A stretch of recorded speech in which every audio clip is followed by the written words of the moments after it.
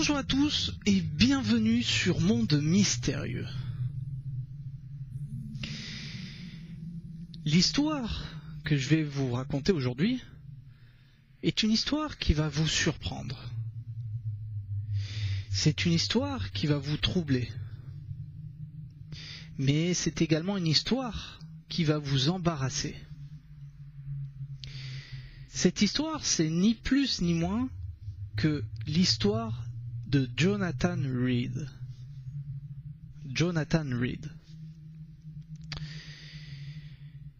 Cette histoire a maintenant 20 ans. Et aujourd'hui, à l'heure d'aujourd'hui, on ne sait pas si les preuves apportées par Jonathan Reed sont vraies ou sont fausses. Comme d'habitude, ici dans Monde Mystérieux, j'expose l'histoire, j'expose les faits, j'expose les preuves. À vous de choisir votre camp. Je n'oblige personne à croire à cette histoire.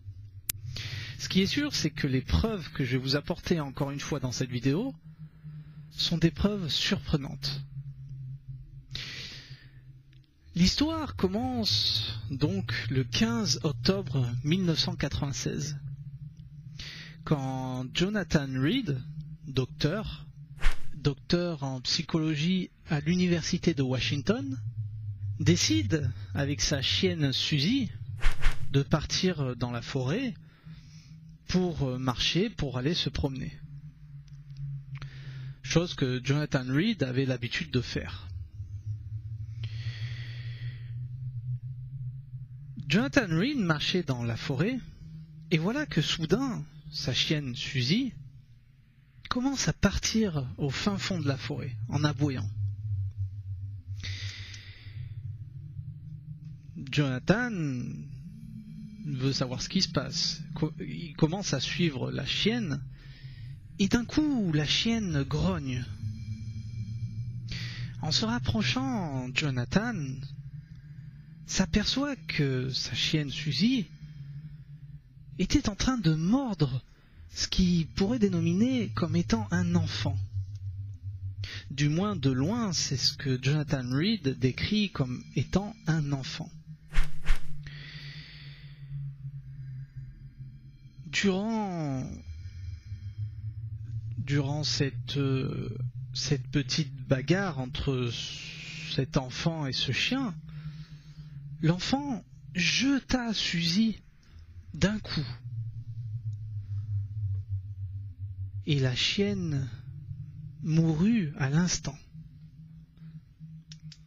Sur le coup de la peur, Jonathan Reed ramassa une branche qu'il trouva par terre et commença à taper sur l'être. Jonathan Reed était en train de se rendre compte qu'il était face à face à un humanoïde, un être. Sur le coup de la peur, Jonathan s'écroula par terre, inconscient. Son corps commença à convulser et Jonathan était pris de vomissements. Il tomba dans les pommes et ce n'est qu'une heure après que Jonathan Reed se réveilla au même endroit, au milieu de la forêt, et entendit un bruit, un bourdonnement à son oreille. Il courut chercher son sac qui, Jonathan Reed était en possession d'une caméra 8 mm, d'un appareil photo 35 mm et de plusieurs autres accessoires. Jonathan Reed voyait qu'il avait frappé un espèce d'humanoïde, un espèce d'être qu'il ne connaissait pas. Il décida donc de prendre sa caméra, d'aller chercher sa caméra dans son sac et de filmer ce qu'il venait de voir. Il suivit le bourdonnement entre les arbres au fin fond de la forêt où Jonathan Reed se retrouva face à face avec une espèce de navette triangulaire, noire, mate, que Jonathan décrit si bien dans une interview que c'était comme si c'était statique, comme si cette navette ne bougeait pas, comme si que cette navette était épinglée dans l'air. La navette était donc statique. Au moment de vouloir filmer cette navette, il se produisit des interférences sur l'image. Il n'arriva donc pas à filmer l'objet de près. Mais ce n'est qu'à quelques mètres que Jonathan revenait sur les lieux où il avait frappé cet être et commença à filmer. Jonathan était très mal en point, il continuait à vomir, il se sentait faible, il avait froid, et il réussit à filmer l'être. Sur la vidéo, les images que l'on peut voir, on voit que cet être, suite au coup que Jonathan Reed lui a donné avec le bâton, avait le crâne ouvert. Comme je le disais, Jonathan se rendit compte de suite qu'il était en présence d'un être qui ne faisait pas partie de notre dimension, du moins de notre dimension terrestre. Il décida donc, quelques minutes plus tard, de récupérer l'être, afin que cet être, que son corps, ne puisse pas être mangé par les animaux du coin. C'est-à-dire que dans cette forêt se trouvaient des ours, des loups, qui mangeaient s'il y avait d'autres animaux morts. Jonathan Reed était en possession également dans son sac d'une couverture de survie. Il prit cette couverture de survie et commença à envelopper l'être. En enveloppant l'être, il vit un objet brillant au sol, à côté du corps de cet être. À première vue, Jonathan pensait que c'était une canette de coca. Mais en se rapprochant, il vit quelque chose de brillant, de très brillant, avec des symboles. Il a pris cette chose qui ressemblait à un bracelet et l'a mis avec le corps et a tout enveloppé et a commencé à rebrousser chemin. Dans la forêt se trouvait une petite maison qu'on voit aux États-Unis où il existe des gardes forestiers. En arrivant dans cette maison, il cherchait quelqu'un, mais il n'y avait personne. Donc Jonathan a continué sa route. Il a pris sa voiture, c'est une Jeep, et est rentré chez lui et a ramené le corps chez lui. En arrivant chez lui, Jonathan Reed prit le corps de cet être, de cet extraterrestre, et l'a déposé dans un réfrigérateur qu'il avait dans son garage. Un grand réfrigérateur. Il s'installa dans son salon, reprit un peu ses esprits, s'assit, histoire de se remettre un peu à l'aise, et il n'arrivait toujours pas à croire de ce qu'il lui était arrivé. Bien sûr, sa chienne était morte. Il reprit donc un peu ses esprits et retourna voir cet être qu'il avait capturé. En ouvrant le réfrigérateur, il vit donc le corps, enleva quelques branches de la forêt qui étaient encore dans la couverture de survie, ramena la couverture de survie dans son salon, la posa par terre et décida de filmer avec sa caméra cet être. Alors bien sûr, il existe des vidéos que vous pouvez trouver facilement sur internet où Jonathan Reed inspecte l'être de la tête aux pieds. Jonathan déballa la couverture de survie, prit ce qu'il avait trouvé, cet objet brillant qui ressemblait très fortement à un bracelet, le metta de côté, et commença à filmer cet être. Il s'aperçut de suite que l'être était petit, maigre, fin, la peau grisâtre, des yeux en amande, une petite bouche, et il commença à se mettre des gants et à toucher l'être. Il commença à manipuler sa tête.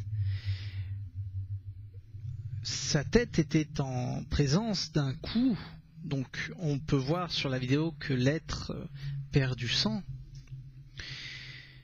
Et au moment de le toucher, Jonathan se sentit encore une fois mal, pris de vomissements, pris de tremblements. En se reculant un peu avec la caméra, il s'aperçut que l'être n'était pas mort. L'être était encore en vie, puisqu'il clignait des yeux. Jonathan ferma encore une fois le sac de survie, la couverture de survie, et le remit dans le congélateur. 3 jours après, il décida de contacter ses meilleurs amis, docteurs aussi également, d'où il commença à expliquer son histoire. Il pouvait se confier qu'à eux, des amis de confiance. Il décida également de revenir vers le congélateur et de savoir, Jonathan voulait savoir si l'être était encore là et s'il n'avait pas moisi, s'il n'était pas en état de décomposition. Avec toujours la même peur et la même crainte, Jonathan se rapprocha du congélateur et ouvrit le congélateur. L'être était éveillé. Et il commença à lui crier dessus. L'être, Jonathan l'explique si bien dans une interview, l'être cria tellement fort que Jonathan était désemparé, ne savait plus où il était à 2 doigts de tomber dans les pommes. L'être était donc, encore une fois, je le répète, l'être était donc en vie. Nous avons effectué ici dans Monde Mystérieux, pour vous, une animation 3D de l'être, de ce que peut représenter cet être, suite aux photos que l'on a trouvées sur internet. Et vous voyez, comme vous êtes en train de le voir à l'écran, au moment où je vous parle, vous pouvez voir que cet être est bien évidemment maigre, fin, de petite taille, la peau grisâtre, des yeux en amande. La typique description d'un gris, d'un petit gris.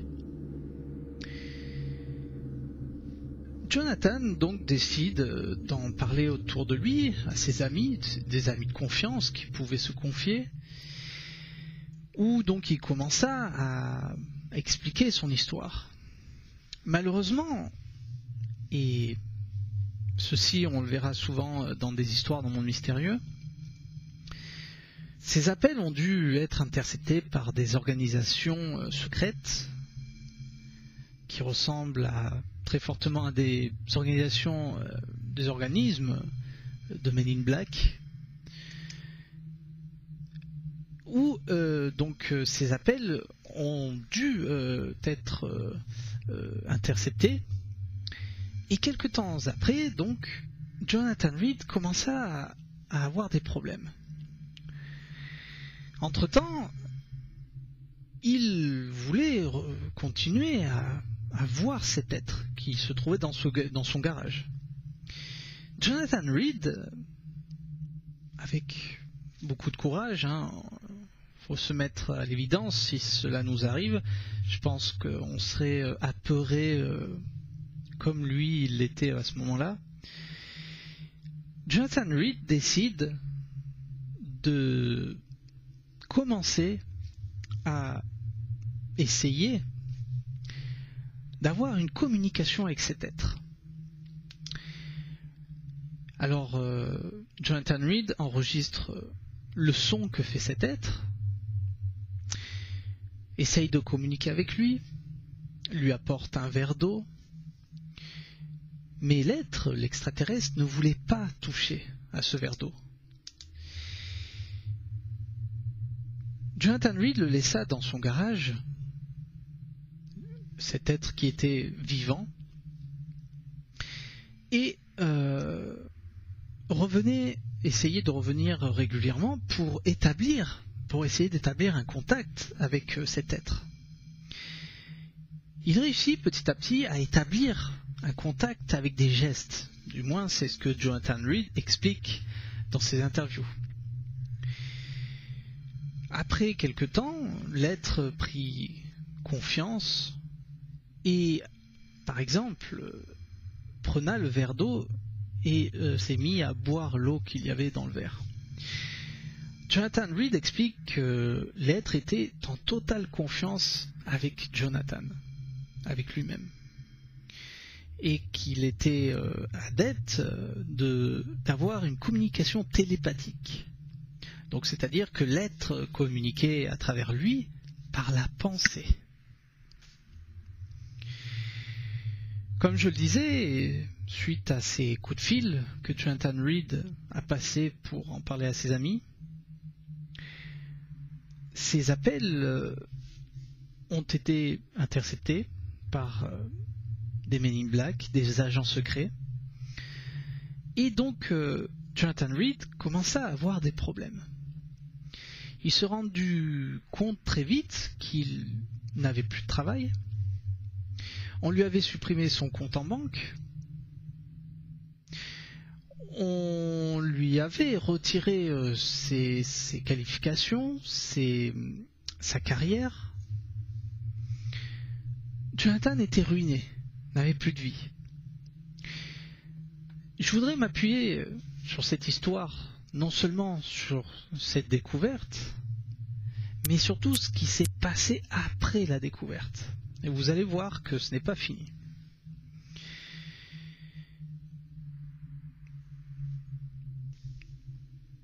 Quelque temps après, donc, il se rendu compte qu'il n'avait plus ni de statut social, ni de travail, ni de compte en banque. En fait, Jonathan Reed avait complètement perdu son identité, comme si que Jonathan Reed n'avait jamais vécu.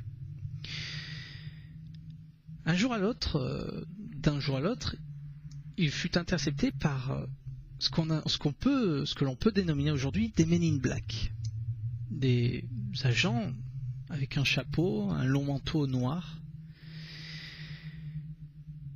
Et ces agents donc l'ont questionné.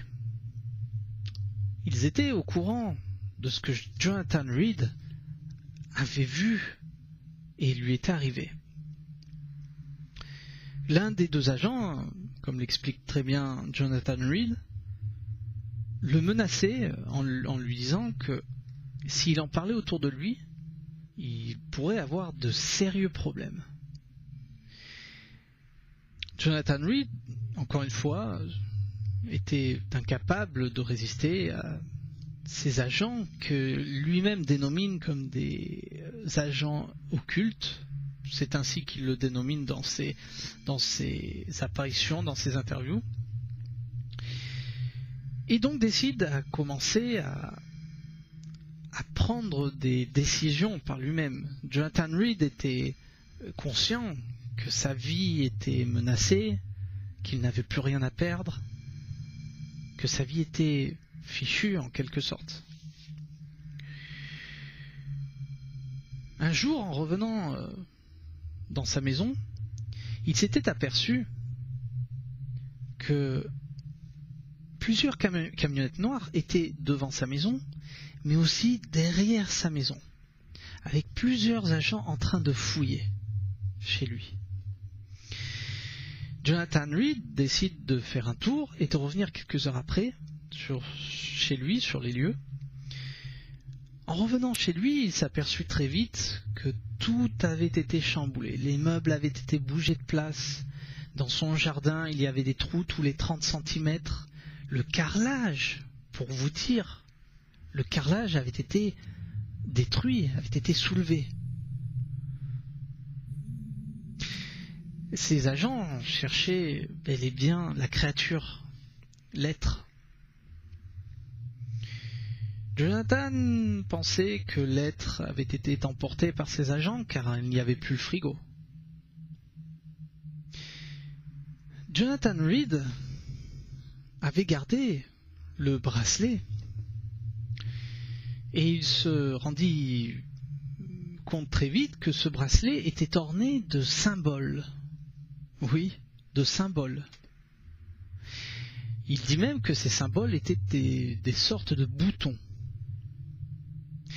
Nous avons recréé, encore une fois pour vous, pour bien vous démontrer à l'écran, ce bracelet, comme vous êtes en train de le voir, qui, par la suite, Jonathan Reed explique que ce bracelet était un bracelet de communication et de télétransportation. L'extraterrestre, alors ce qui est drôle, peut-être que vous allez trouver ça suspect dans cette histoire, c'est que Jonathan Reed donne des noms à tout ce qu'il avait trouvé. Oui, il a même donné un nom à l'extraterrestre. L'extraterrestre, il le surnomma, Freddy. Freddy. Le bracelet qu'il avait trouvé, donc cette espèce de bracelet avec ses symboles dessus, il l'appela Link. Link. Jonathan, avec ses mêmes amis, décide d'en parler à ses amis, encore une fois, de leur montrer le bracelet, ce bracelet qu'il avait trouvé, et ses amis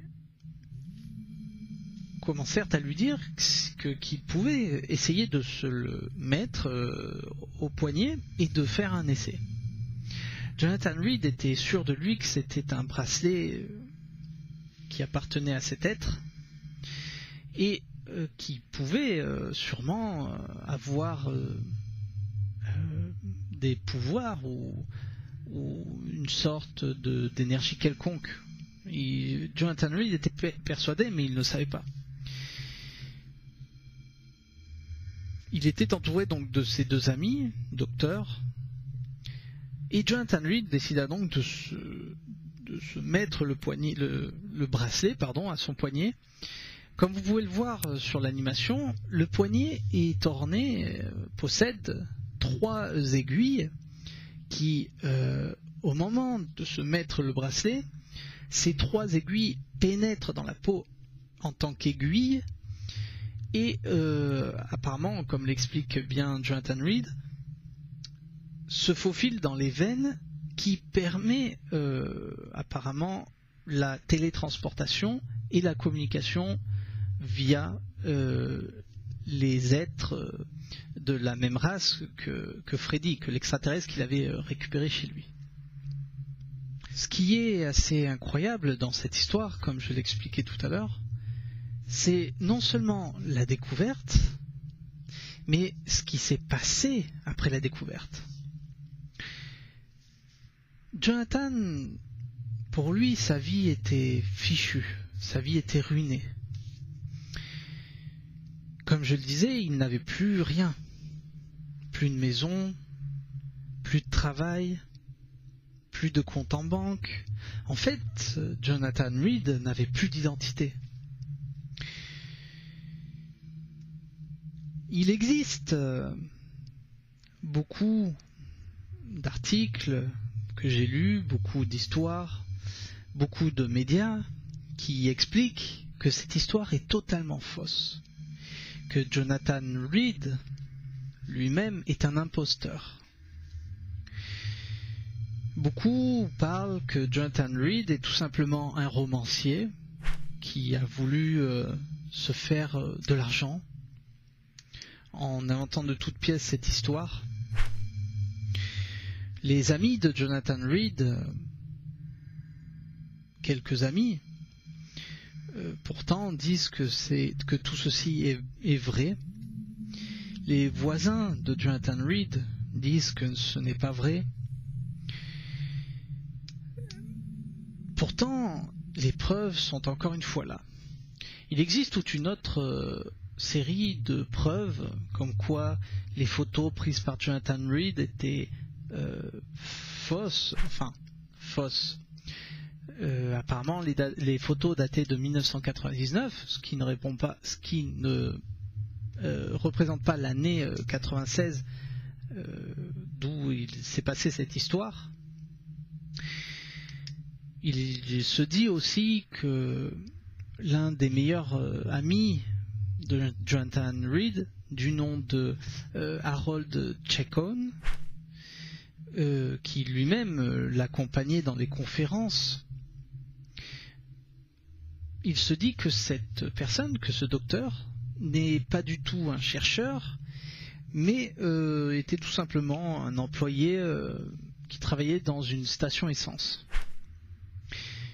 Il existe une innombrable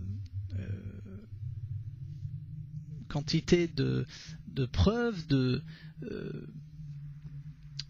spéculations comme quoi cette histoire est fausse, comme quoi Jonathan Reed a tout inventé par lui-même.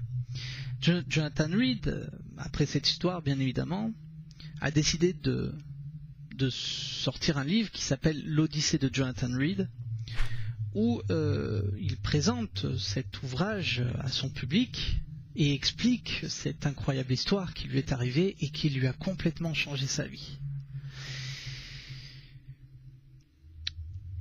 Comme je le disais au début de la vidéo, ici dans Monde Mystérieux, nous exposons les faits. Ce qui est sûr, comme je le disais, il existe une grande quantité de preuves que vous pouvez trouver par vous-même en cherchant sur Internet, où on peut voir des photos, des vidéos, des photos de Jonathan Reed. Il existe beaucoup de choses concernant cette histoire. Il y a quand même un détail qui ne colle pas à cette histoire et dont on n'a aucune réponse aujourd'hui. Apparemment, Jonathan avait récupéré un morceau de tissu, un morceau de peau de la blessure de l'extraterrestre qu'il avait fait analyser chez un ami à lui qui était biologiste. Et cet ami lui avait pourtant confirmé que cet extraterrestre, n'avait un ADN ni humain ni animal.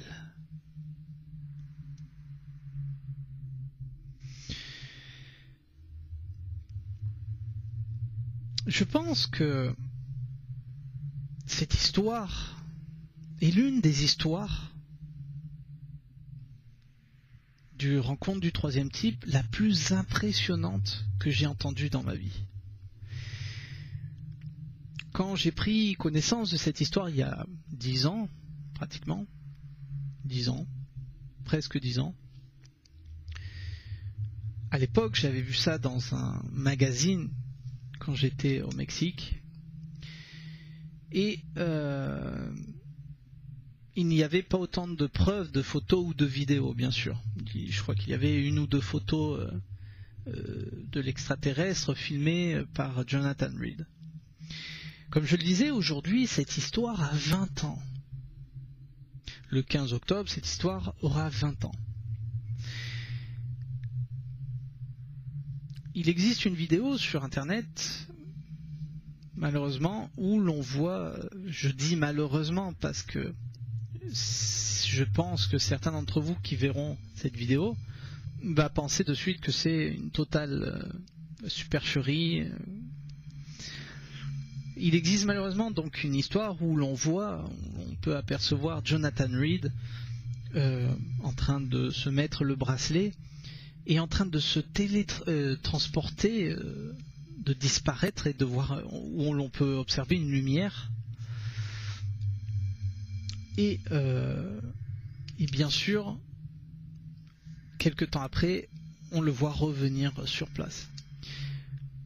Je ne peux pas vous dire, bien évidemment, si cette vidéo est vraie ou fausse. Je pense que, comme toutes les histoires de rencontres du troisième type, qu'on va voir au fur et à mesure dans Monde Mystérieux, car il existe des histoires incroyables dans le monde, hein, dans chaque pays, dans n'importe quel pays, il existe des histoires de rencontres du troisième type. Je pense qu'il y a une partie qui est vraie et une autre partie qui est bien évidemment fausse. Dans toutes les histoires que l'on va voir, vous verrez qu'il y a toujours une partie plausible et toujours une autre partie qui malheureusement n'est pas vérifiable à 100% et que l'on peut dénominer comme étant faux. Mais cela ne veut pas dire que toute l'histoire est fausse. Comme je le disais dans une vidéo, à vous de mettre votre limite et de vous dire jusqu'à où cette histoire est vraie. Pour ma part, Jonathan Reed a bien été en contact avec un être venu,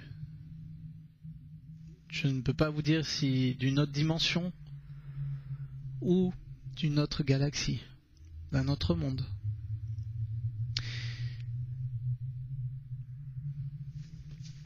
Je ne vais pas faire cette vidéo plus longue,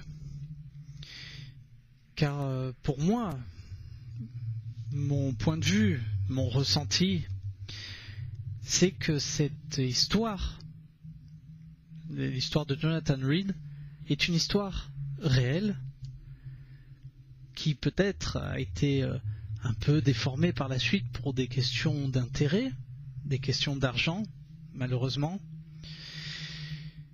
Et comme je vous l'expliquais très bien, à vous de faire de vous mettre votre propre limite et de dire jusqu'où cette histoire est fausse et jusqu'où cette histoire est vraie.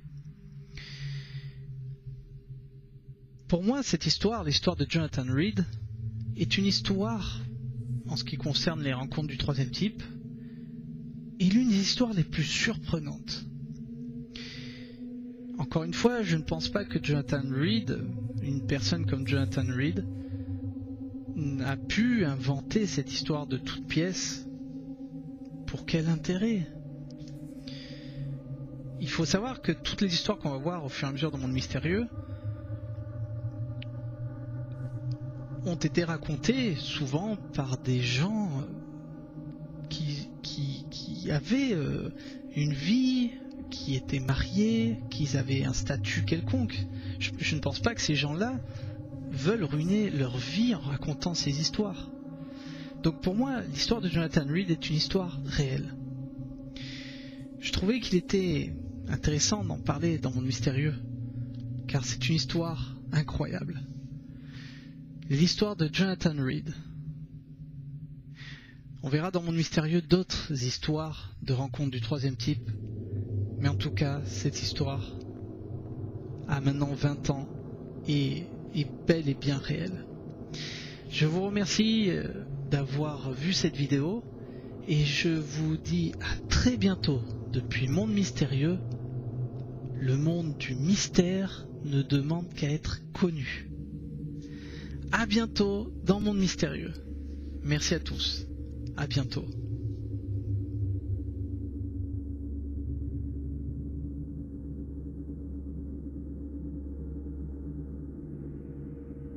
Et je me suis retrouvé avec ma chienne. Et elle était avec cette créature. Elle était en train de l'attraper. C'était quelque chose que je n'avais jamais vu avant. C'était quelque chose qui était en train de vibrer. Une chose étrange. Ceci est le lieu où ça s'est passé. Et quand je voyais cet être en train de vibrer, il avait ma chienne qu'il avait attrapée avec son bras droit. Il était en train de secouer violemment ma chienne, en avant et en arrière. Et pourtant, ma chienne est assez lourde. C'était un chien assez grand, qui pesait au moins 25 kilos. Cette créature était comme un humain, et la couleur de sa peau était un peu sombre. Ici, c'est où ma chienne a attrapé la créature, et elle la tenait comme ça. Je l'ai vu ici. Il avait une tête, 2 bras, 2 jambes, mais il ressemblait fortement à un humain. Il avait des grands yeux bridés, et il me regardait fixement. Et puis, il a commencé à vibrer encore une fois. Et il a continué à balancer ma chienne de l'avant à l'arrière. Et puis d'un coup, il l'a lâchée. Il lui coupe la tête en la ramenant vers l'arrière. Il la tua instantanément. Et c'est à ce même moment que son corps commençait à se décomposer. Comme si qu'elle était en train de partir dans un trou noir au niveau du cou. Ensuite, ma chienne se changea en une espèce de poudre blanche et tomba par terre comme si qu'elle se désintégrait. Ce fut un cauchemar pour moi.